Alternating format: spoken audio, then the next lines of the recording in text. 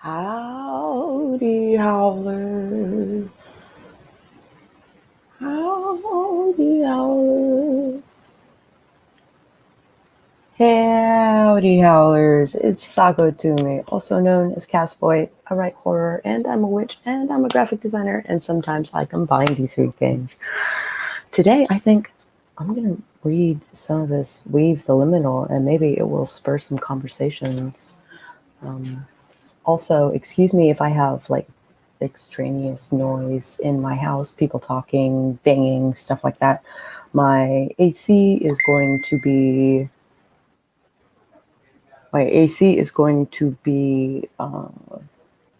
replaced today. So people are saying hi to each other. It's awesome. Hi, Kat.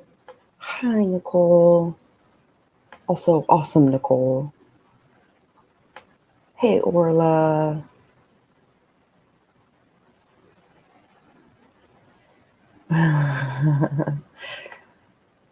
Hey, doll.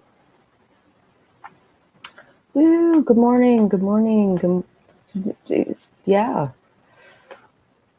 Woo, woo, woo. Maybe there's a possibility I'm actually live. I have no idea. I have no idea.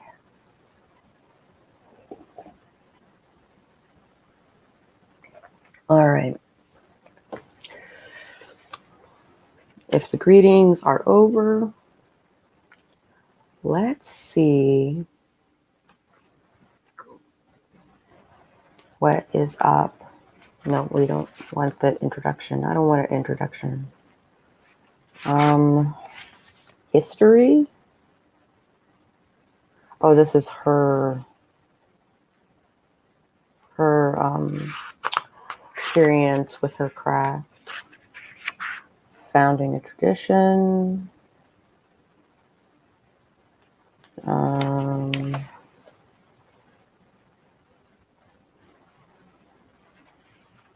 What is modern? Hello, pronoun. How's it going? How's it going? I know I'm a little early. I was just staring at the clock, and that seemed ridiculous.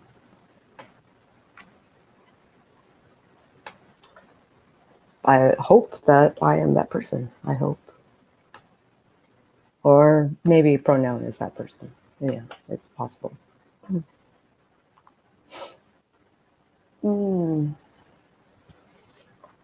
It's going to be a lot of coffee today. I'm on my second cup already. Did she already tackle traditional? Yes.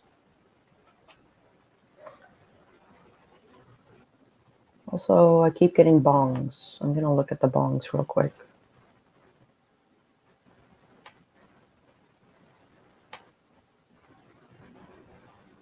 Oh.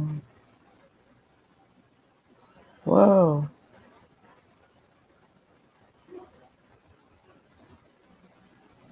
Talking about the Halloween things with Eva. Super awesome.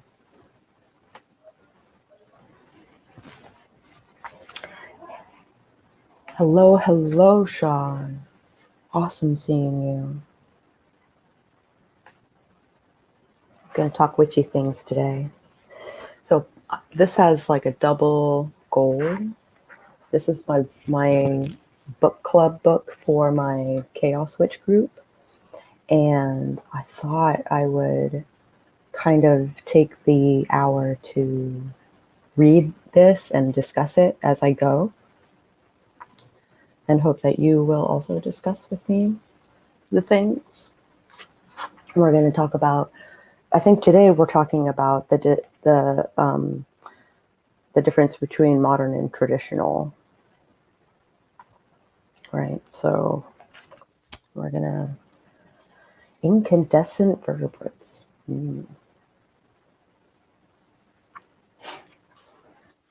I need a bookmark. And I don't want to use a tarot card. All my bookmarks are downstairs. It's just a bad news bear for me to be down there because they're replacing the AC.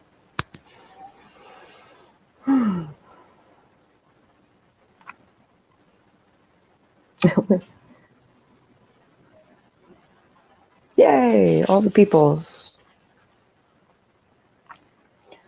I'm going to wait until I have confirmation that I'm actually live. Yeah, I'm going to wait till I have a confirmation that I'm actually live. I don't know.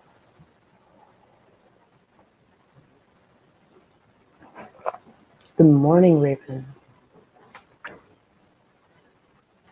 Well, they're probably going to want to hold up your stuff because when they're coming to change the thermostat, they're going to get to it. Okay. I will be back.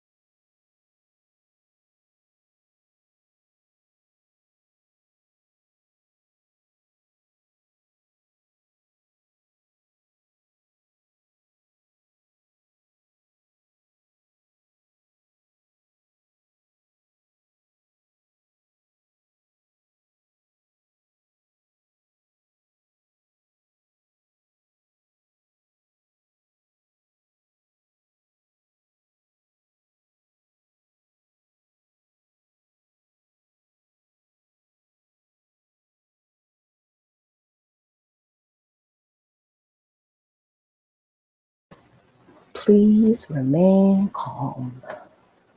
Absolutely.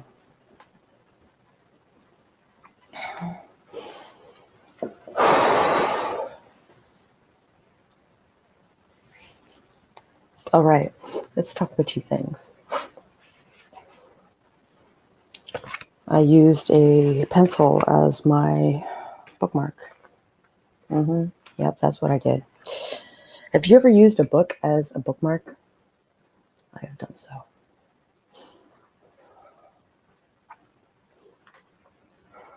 Hi, Natalie Locke. Hello, dear.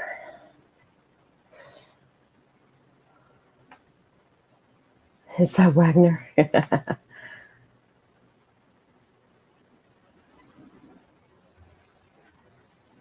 It's possible.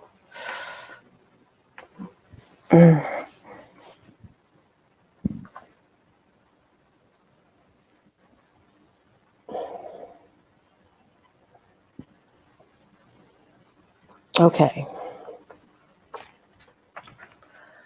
Used a book as a bookmark and then forgot I was looking for the book I used as the bookmark. Yeah. Yeah. Definitely know those feels. All right. I need just a little more coffee before I start this. Jeez. Also, I'm about to sneeze. All right. But modern and traditional? Question mark? All right. Back in the late 90s, I read and participated in a variety of online forums / message boards. There were many that were flooded with 101 questions, spell requests, and fantasy fluff, so it took some work to find the ones where serious or more advanced discussion happened. Often you had to fill out a questionnaire to be granted access to the better boards. So that was the process for several of the traditional witchcraft boards that I belonged to. There were some good discussions and sharing of resources, but often the conversation got dominated by pissing contests. Statements like my way / tradition is better / more correct / more authentic / older than yours. So, gatekeeping and stuff would come up again and again. And there I was with my on the table oxymoron. Why, yes, I'm both modern and traditional. I didn't receive too much flack for it, possibly because I was probably ignored by some hotheads who saw me as beneath them due to my age, gender, or chosen labels. But I think a large part of the lack of debate had to do with the fact that I was very upfront about my path, presented myself in a grounded manner, and didn't care much what other people thought. So why modern and traditional? Because I'm not a genetic pureblood anything, nor am I living in the 12th, 15th, or 19th century in the old world. I'm not from one particular ethnic background, so why would I align only with the gods found in a portion of my blood when there are many more talking to me? Hear, hear. What if it's not just ethnic heritage that factors in, but also past lives? And what if those aren't connected by blood either? What if our ancestors really can and do come to us in dreams and initiate us in the old ways as needed? If our predecessors had the tools we have access to today, would they exchange the flint for a lighter? I think so. Sure, absolutely. Every day we are not living proof. Hold on, let me try that again. Every day we are not only living proof of past traditions and methods, but we are also innovating and creating new traditions and ways. To me, witchcraft is about doing what needs to be done with what you have available. Amen. There are time-honored things we do not just because grandmom did them, but because they work. And then there are the new ways we find that work better. Whether the method is ancient or modern isn't important as long as it works. The trick is understanding how and why these seemingly opposite categories work in balance. Yeah, that's, so far it's very, eclectic chaos magic-y, right? So I can see why my group recommended this book. Also, hi, Ginny. Oops. Ginny. Oh, I got a whole dump. Okay. If past lives are a thing, which I believe they are, I've been in even more countries than I've seen in life, and I've been places. Yeah, absolutely. All the travel. Oh, this person, by the way, is Laura Tempest Zakroff. If you are interested in the thing. Oh, wonderful. If you send it to me on Instagram, I can post it or I can make you a moderator and you can post it in the chat. Your video on the importance of doing what you need to do with what you have available, that thing.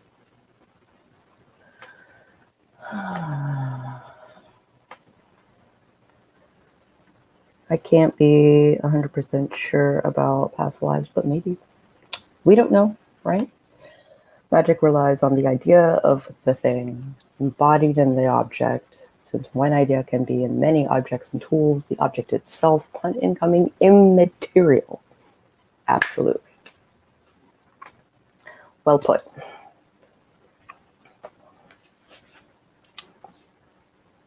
All right, what is traditional? What is tradition? What is traditional? I think these are both questions that are not often asked when folks talk about the tradcraft or traditional witchcraft. I've watched an interesting metamorphosis over the last 2 decades, and there are a wide variety of opinions as to what those two words, when put together, actually mean. Those who identify as Gardnerian or Alexandrian often refer to themselves as BTWs, British Traditional Witches, to differentiate themselves from the eclectic and other forms that became known as Wicca. For some, traditional witchcraft refers to non-Wiccan witchcraft in the belief that it's pre-Gardnerian, found within Wicca and essentially differentiating the practice from modern Wicca. Then there are other traditions of witchcraft, many of which claim to be hereditary or family-based in origin, though being a blood relation is not necessarily to join. I have seen countless online forums and discussion threads where people really get their anger on debating what those words mean and who gets to use them. But which is essentially time-wasted arguing semantics and worrying about what other people think. Who has the time and energy to police and validate other people's paths, especially if they're working for them? Okay.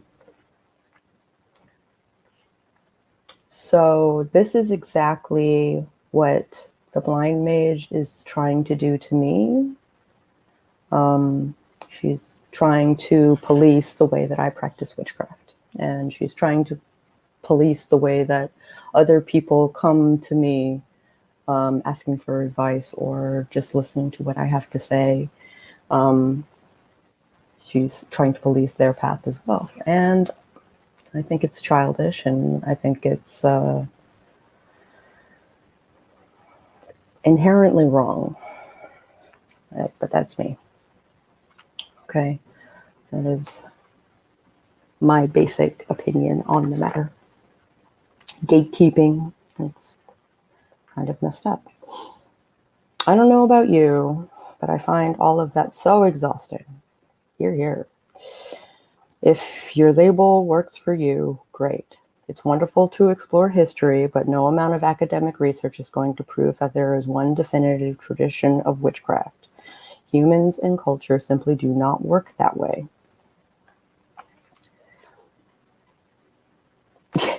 Yeah. I had to say something at some point, right? So she's not going to listen to this anyway, right?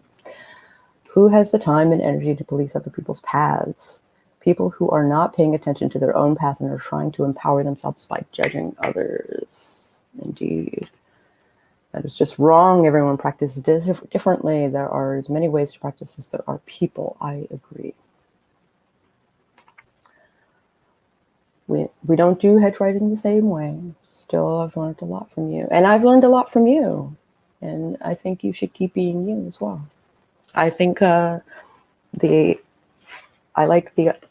really I would love to invite you on for a talk about hedge writing for my hedge writing series. I'm reading this book to like bolster my knowledge regarding hedge writing and the realms and how to act while you're there and what kind of magic you can do depending on where you are. Humans and culture don't work that way. Damn right. All right. Where were we? Traditions are born, acknowledged, and reinvented and fade away into obscurity every day. They are not universal, meaning that if you find a tradition in one place or with one group of people, you don't necessarily find it somewhere else.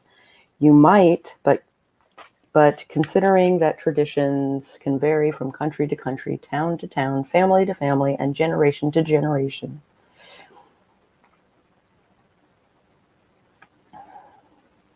I will share the information about my Underworld book to you on the Book of Faces in Messenger. Yeah. Let's see.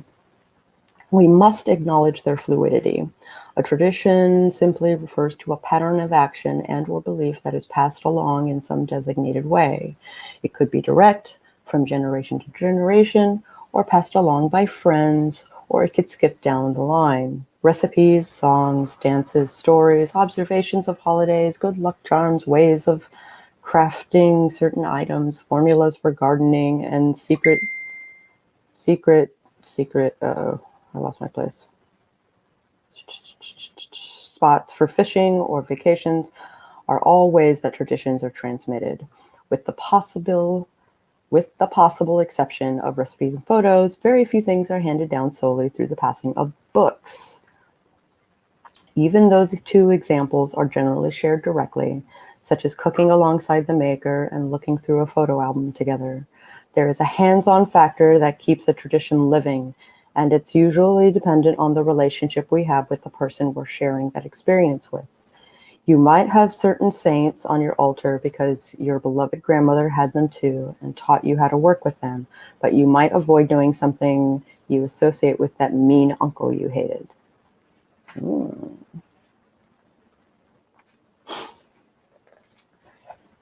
Interesting, right?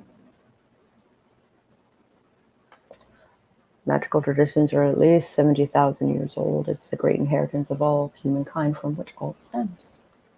Well, but yeah, I'll talk to you on Messenger about like this book, and I'll give you a link and maybe gift you a copy.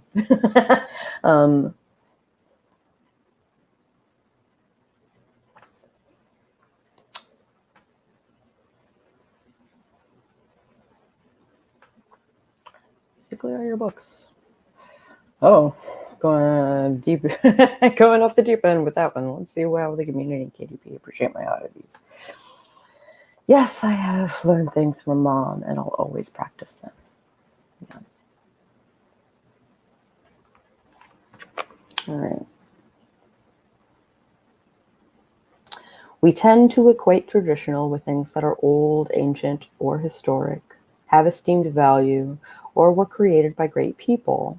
But the reality is that traditions are being made every day by regular, ordinary people. Often they are infused with meaning, but sometimes the initial intent and purpose gets lost in multi-generational game of telephone. Traditions tend to be started because there was a change activated that correlated to a specific event or situation, i.e. Corona, which probably involved some problem solving. Typically, the response to that change was positive and seen as successful, so that belief or action became reinforced as it was repeated. Oh, good morning, Kelly. Hello, my darling. Reading from Weave the Liminal today, talking a little bit about witchcraft and the difference between modern and traditional, a little bit.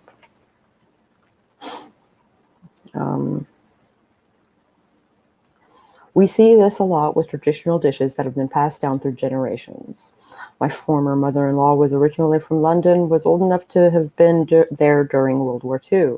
She taught her son to make Yorkshire pudding with a beef roast and gravy. The story that was passed along with this meal was that in lean times you were able to fill up the spongy bread and sop up the meat gravy with it, thus making more meal out of an expensive meat. It's also ridiculously tasty. When I visited the UK myself, the story was collaborated by my British companions as we sat down together for a meal at a tavern.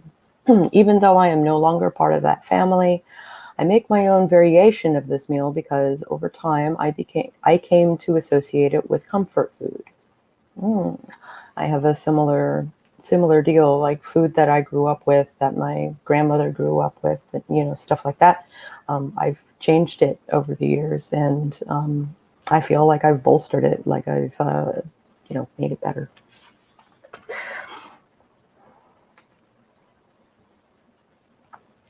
I think one of the problems magic has with people trying to police it and make it dogmatic is that unlike science, it doesn't have a formalized language and mechanism. Here. Well, it does in the sense of not like science, but like religion, right?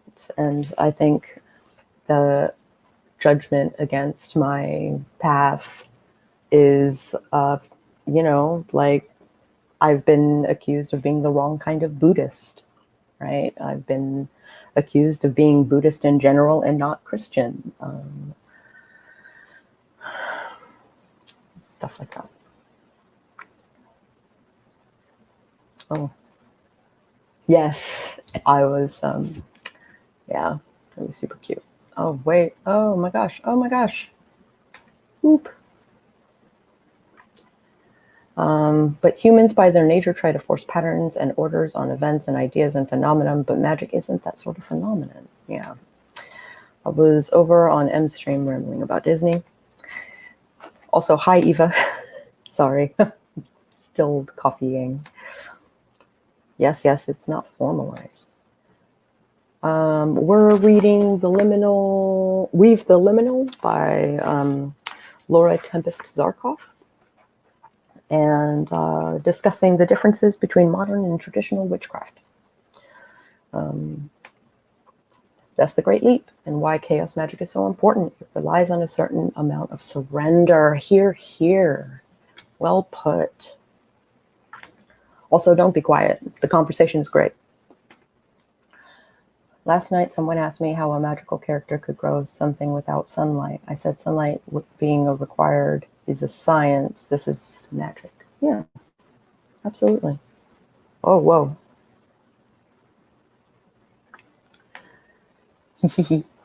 Yeah. All right, where was I?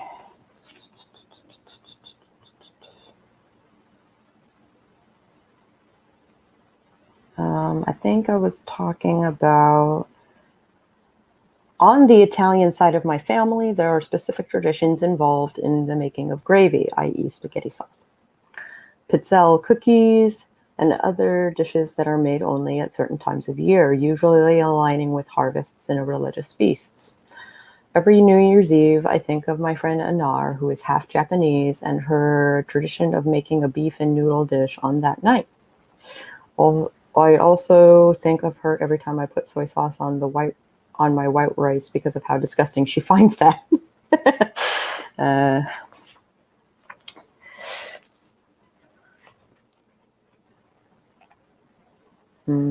I find it deliciously salty. Really, you could look at any family, even the ones that don't cook, and find traditions regarding food. Which brings up a very important thing to think about. The only thing consistent about family traditions is that they happen. This fact gets to the diseased heart of many authenticity arguments that state that can't be real or authentic because my family didn't do that. What is true for one family may not hold true for another, which invalidates neither. Think of a holiday family dinner. It may be tradition in your family to have ham, potatoes, and fruit for a certain holiday, but your neighbors may celebrate that very same holiday with something totally different, like lamb, rice, and roasted vegetables. And now we're all hungry, and I'm sorry about that.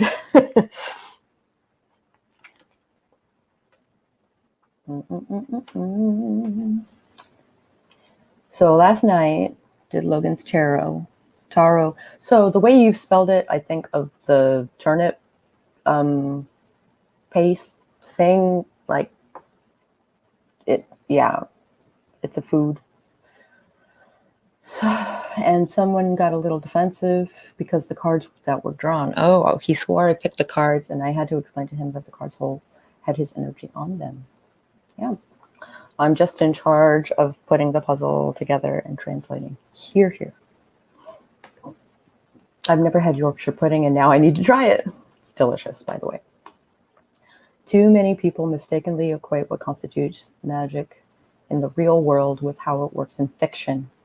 Yes, most often fictional magic is given a definitive structure explicitly to suspend belief, while real-world magic relies on embracing belief and using that to affect the nature of reality around you. Well put, friend.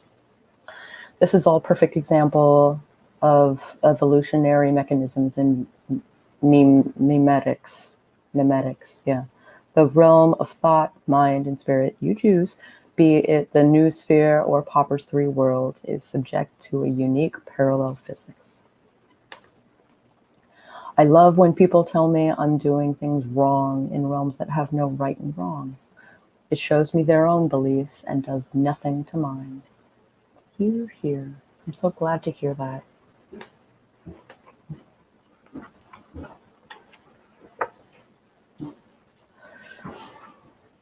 Hold on. I'm expecting. What's up? Did the candle burn again? I have a candle burning, yes.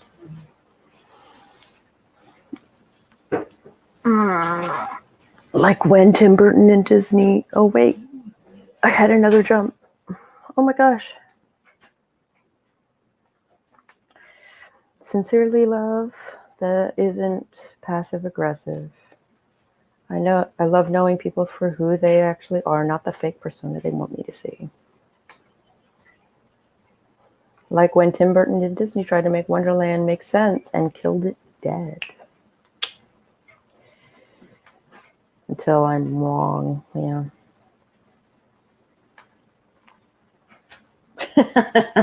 Right. Yeah. It's funny. What's up? We can afford to get some. Because otherwise it'll be gone. Oh! Not necessarily. All right. Oh God, Disney is following me today. Ah. All right, where was I? Certain traditional practices get left behind or changed because they're no longer functional, safe, available, affordable, culturally, socially acceptable, or able to be produced. Others fall out of favor when a new generation tries to break away and the old ways get tossed in the rebellion. But things that work and have meaning are not always lost forever. We can reactivate traditions that were left behind or forgotten, picking up the thread and weaving it anew.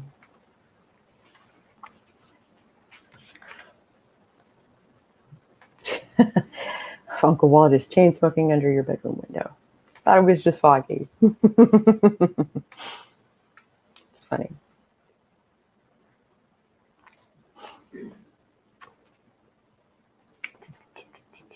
So what does tradition have to do with witchcraft? Consider the traditional as a means of weaving in the past. We can look to folklore to harness the wisdom of those who came before us. Plant lore, charms, myths, and cultural history can all help us to tap into things our ancestors already discovered. We don't always have to reinvent the wheel, especially when the plans have been laid out before us. We can also look to tradition for inspiration and give us guidelines on how to use our knowledge effectively and pass it on to future generations. It's much easier to know where we are going if we're familiar with where we've been. Did you guys hear that? Holy crap. All right. What is modern? So we've talked about tradition, right? And we've talked about what is traditional, and it's going to be different for everybody, right? And I assume modern is going to be very, very similar, just like Wicca is modern, right? It was brought about in the 70s, and it is not my path.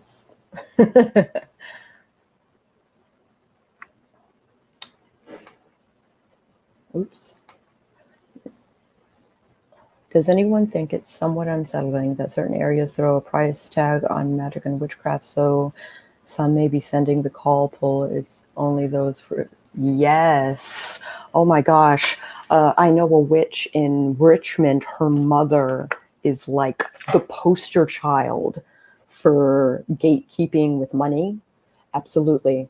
The price tag. Like, she buys all this stuff, all this witchy stuff, and that's what makes her a witch. And it makes others think that they need to also buy this stuff in order to be a witch, and you don't. Like, I go into nature and I get my stuff, or I go to the dollar store. I'll be releasing a video probably in a couple of hours. It's already uploaded. I just got to do the description and stuff and the thumbnail and all of that jazz. And it's about manifest boxes. And I make a point to say, hey, you can go to Michael's and get like a $2 wooden box and decorate it however you want. And voila, you have a manifest box. It's super, super easy, right?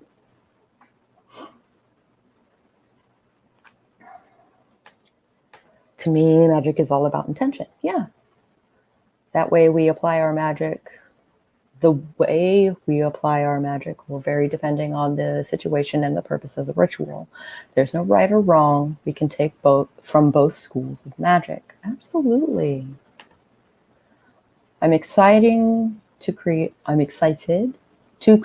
different traditions to do with Luna. Litha celebrations is what I'm really excited about with you, just because of all the crafts I can do with her and our sun-centered. Lithocrafts are great. They really are. Oh my gosh. I still have eyeliner left over. That's terrible. Sorry about that, guys. Whoa. I got all these things like all at once. I tried to convince our extended families when we had them to make Thanksgiving a taco feast instead of turkey, because we can do whatever we want, and the original meal is a lie. Sure. We had turkey still. This year, though, tacos maybe. How many excellent practitioners have been lost this way? Nationalize magic. Comrade sorcerers of the world, unite. Yes. Oh, did you say a thing? I missed you saying a thing.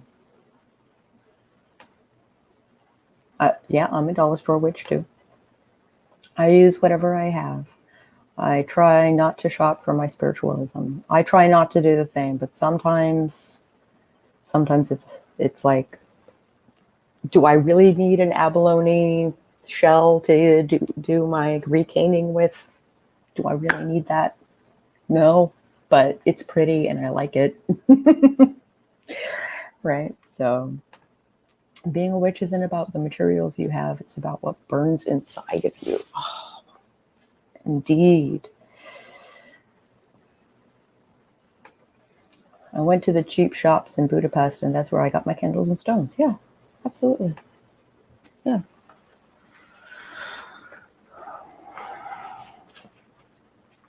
All right. Now that we've tackled traditional, let's take a look at the application of modern. The best part of, yeah, I still get stuff I like. That's the best part of consumerism. Yes, yes. Well,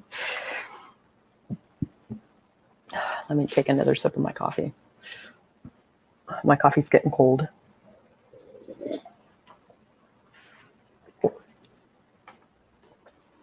If people realize there isn't a single part of human life that isn't under the thumbprint of magic, I don't know how did they react. Solvet coagulum, sweet cheeks. Mm-hmm.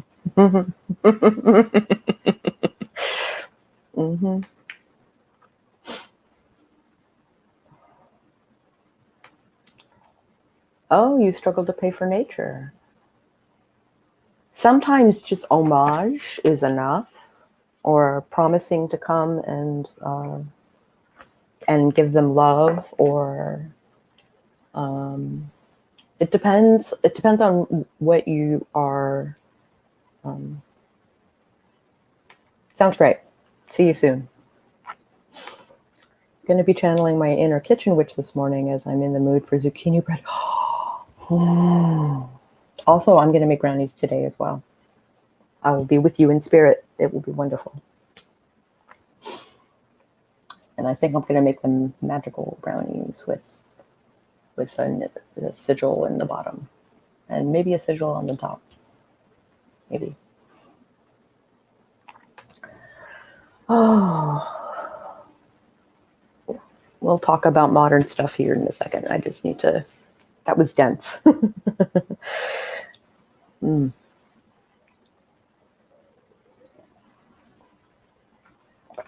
All right.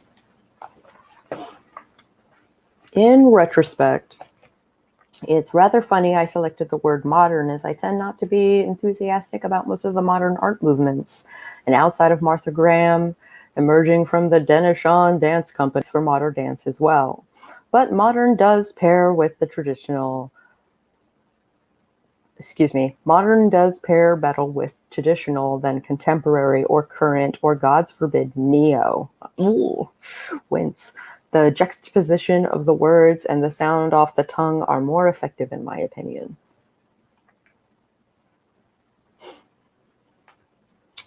Took a lava stone for my Slavic nature. Yeah, I have a lava stone or not a lava stone, but a hag stone from Iceland, and promised to leave a stone from far away in exchange. Sounds great. Sometimes negotiating with, or just asking permission sometimes is like enough. The worst they can say is no, and then you can negotiate. And if they still say no, then they still say no. So be it, I'm looking forward to getting a house with a decent kitchen. Hopefully next year. I miss baking. You see my kitchen. Same, my oven is like barely usable. Barely usable? Anything. Indeed, I asked permission before I took anything, yeah. Everything's a negotiation. There's always a trade, even if it's your own energy. All right. One of the best things about humanity is our ability to problem solve, to take ideas and build on them, to find new and different ways to interact with the world. Of course, those same inquisitive traits can get us in trouble when we move forward without considering the full consequences of our actions. Progress for the sake of progress can in turn set back progress. There we go. English, I know it. But for the most part, innovation has moved carefully and positively forward. For instance, we harness the power of fire to warm ourselves, cook food, and purify water. Then we learned to work metal so we could go from using animal bladders, shells, and coconuts carried by African swallows to Europe to crafting cauldrons to use for cooking, carrying, and cleaning. Also, she wrote a book on the cauldron in 2017. So something to consider. Oh, let me bestow a wrench upon you. YouTube.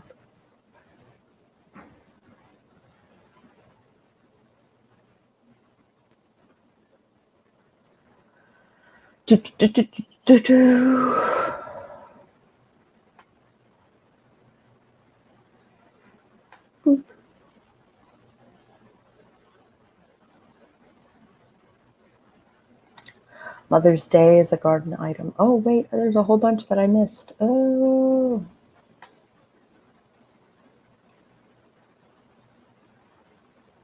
Yeah, okay. I've been listening while I drive and wanted to jump in and say something so many times. This is also very spot on. Yes, that's what I keep telling Logan about. So when we move the kitchen, the kitchen must be big as it will be a heart of our home. I have a dear witchy friend who has made her kitchen. She's a kitchen witch for sure. And she's literally made her kitchen a temple. So she's got blessings. She's got guardians at the cardinal directions. She's got wands that that are spoons that she's mounted on the walls, and like it's a temple. It is, and the vibe of it is so beautiful and so wonderful and so comfortable, and great for entertaining. And it's a very close. Everyone in that place feels like family, right? So it's astounding and wonderful. For gift exchanges, my mister and we're bad at them. We tend to just get things when we want them, so gifting is hard. Yeah, so we set traditions. Christmas is a book. Sounds good. Can someone with a wrench please link my magician video? It's about this very same topic, even about not buying witchcraft. Ooh. Mother's Day is a garden item. The first one I got after the birth of our son, my daughter is grown, we didn't put out until we moved into this house. It was broken a bit. Unknown causes. Oh.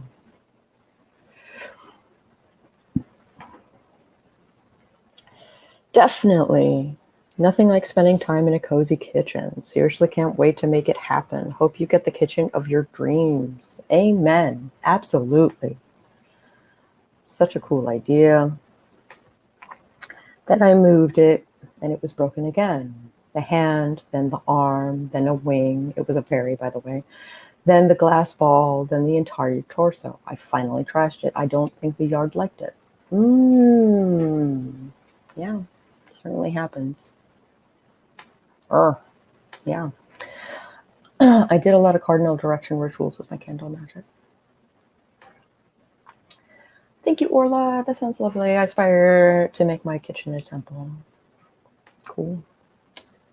Kitchen is also an altar. I have another witch in Richmond who her kitchen is she has a, this windowsill action.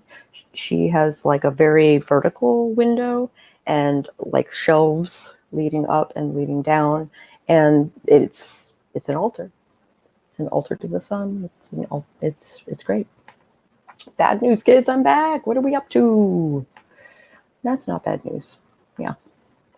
We're talking about kitchen witches and making whatever space that you want a temple. Right? So I think my cat is hungry. I need to refill her bowl. It is said the kitchen is the heart of the home. Or the hearth, you know. This past Mother's Day was a mama and baby dragon piece. Tiny little sculpture. I set it on a stump out in the front. My son picked it up and immediately dropped it in the driveway, causing a tiny hole in the underside. I put it back. The mushrooms grew around it for months in the front yard that face east and gets full sun. I think the yard approves of this one. Yeah. Back when we all cooked on fireplaces, which were the living spaces for heat, the hearth was the heart of the home. Right. Once upon a time, it used to be the same place, right? Now, not so much. All right. One of the best things about humanity is... did I read this already? Yes. Incorporating new ideas into the mix does not have to mean tossing out the old ones.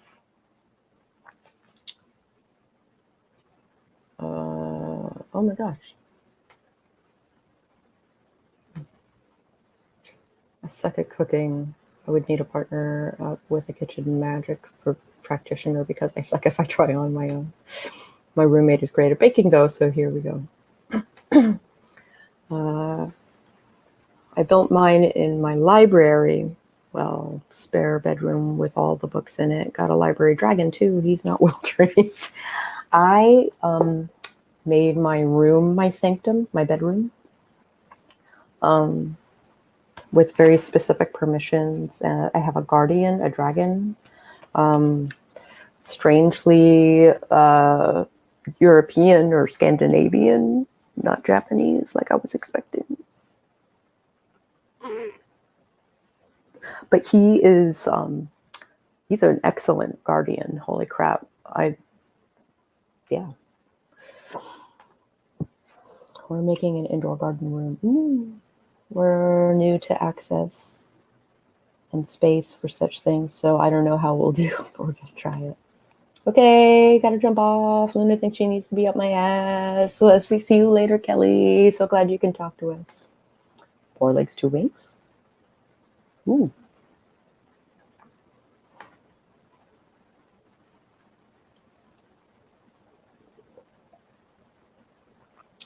Should we go extra long today? What do you guys think?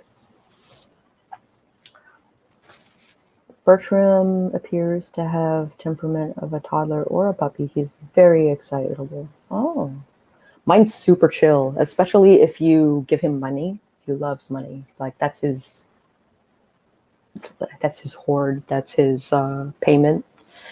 I pay homage to him by offering money, and he does his job diligently. Like he's super serious. And he goes beyond the things that I basically said, hey, could you do X, Y, and Z? You can do this thing, but you don't have to. You can do this thing, but you don't have to. But he does those things. So he's super, Ajax is super great. My son is a schedule maker in about 10 minutes, so I'm good if he is. Okay, back to driving. Just know that I'm nodding along with you. Awesome. Drive safe, Nicole. All right, see you later, Jenny. Talk at you later. All right. At the end, safe trip, Nicole, and bye, Jenny.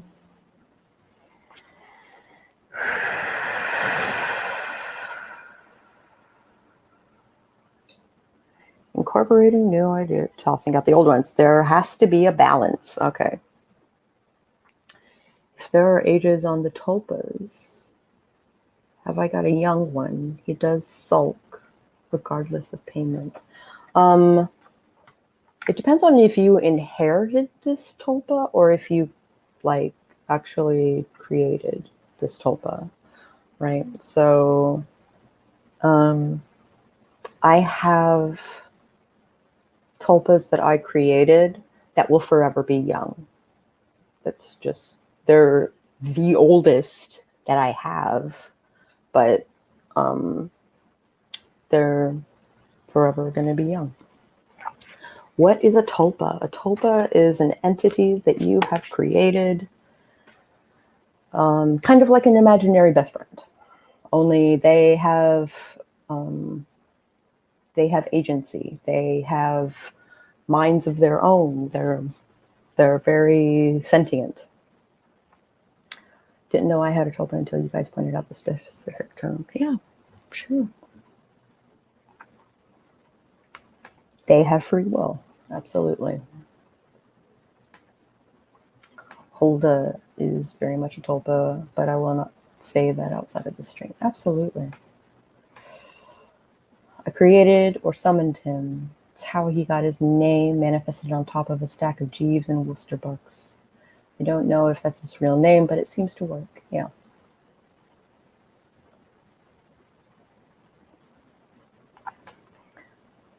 Oh.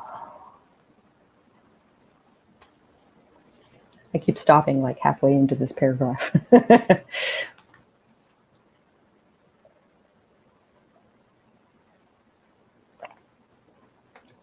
I really hope I finish my fantasy. You'll all either love it or hate it so much. Oh, enough to read it anyway, either way. It's going to be great. All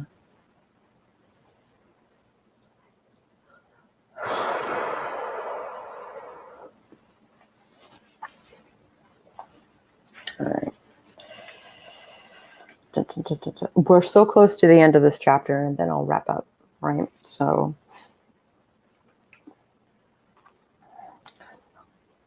problem solve. Wait. Yes.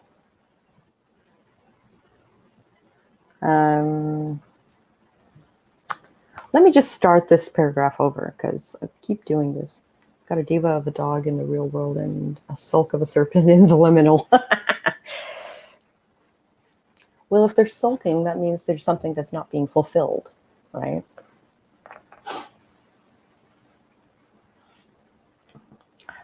All right. One of the best things about humanity is our ability to problem solve, to take ideas and build on them, to find new and different ways to interact with the world. Of course, those same inquisitive traits can get us in trouble when we move forward without considering the full consequences of our actions. Progress for the sake of progress can in turn set back progress.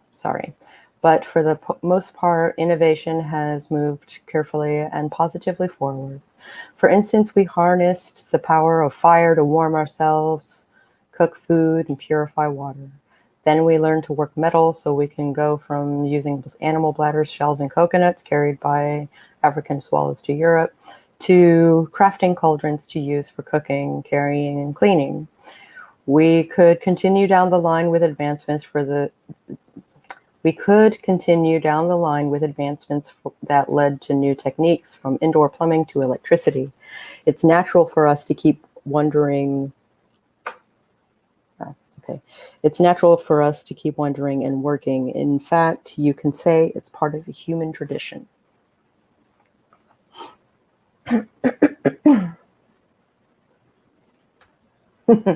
Yeah. Monty Python reference. Very nice.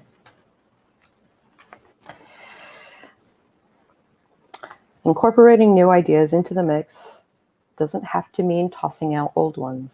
There has to be balance. Short of going totally off the grid and running your own island, it would not be easy to disconnect from the world and go back to the way our ancestors lived 200, 500, 1,000, or 5,000 years ago. Our modern world presents new challenges that our ancestors could never have imagined.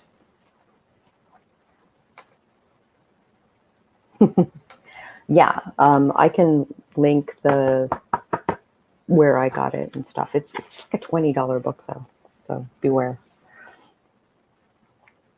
That means we must use our ingenuity and be willing to adapt to new ways of doing things when the old ways cease to work. It's important to respect and educate ourselves about the past, but living traditions can't survive under pin and glass. They have to be able to breathe, grow, and change. But at the same time, everything that's new and shiny isn't necessarily better. So it's up to us to find the right mixture of modern and traditional. What does modern have to do with witchcraft? Thanks to technology, we are able to find information more quickly, as well as preserve it for ourselves and others in a variety of forms. We can use our modern technology to tap into the past, locate ancient sites, and discover relics that give us insights into our past. With our advanced knowledge, we can utilize materials that are safer and healthier for us and the environment, and we have a better understanding of where those materials come from. We are able to connect with the others, with others much more easily and share our ideas with people all over the world.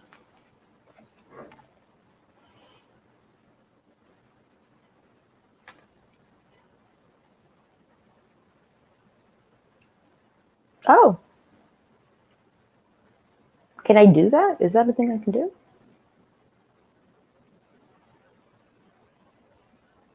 Oh. Again, it's a form of spiritual, intellectual evolution. Old traditions adapt, become the modern practices, those that work anyway, those that no longer do become historical interest. Yep. Absolutely. I need a bookmark. I have an envelope here that I think I can use.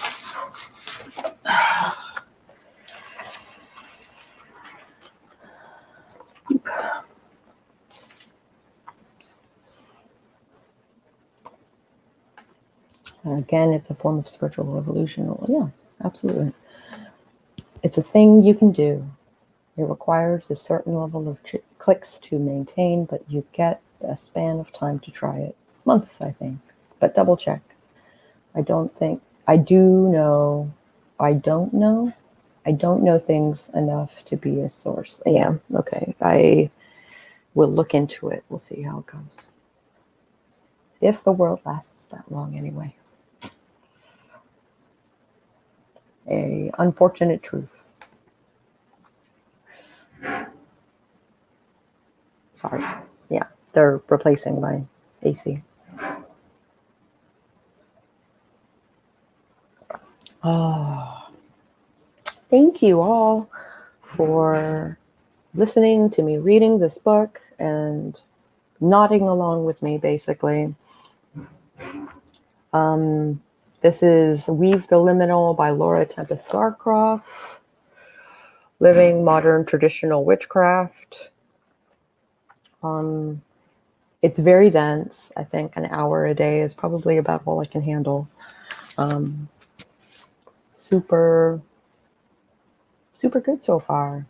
I'm going to share this stream with my Chaos Witch group, and hopefully we'll have some more conversations. Thank you all for joining me. We will read a little, maybe we'll read more tomorrow. I'm having the guest Natalie Locke is going to be joining me for coffee tomorrow morning. It's going to be a fun time. Yeah. And be aware that the improbable and impossible are not the same things. Yeah. Thank you all for hanging out. I will enjoy the rest of my day. I'm going to work on audiobook things, I think. And hopefully I will have an audiobook by the end of the month. Like that would be super. By the end of the week would be great. But we'll see if I can have a really good one by the end of the month. We will see. And I will catch you guys on the flip side. See you. I do have a video coming out in like an hour or two. I'll talk to you guys later. Bye.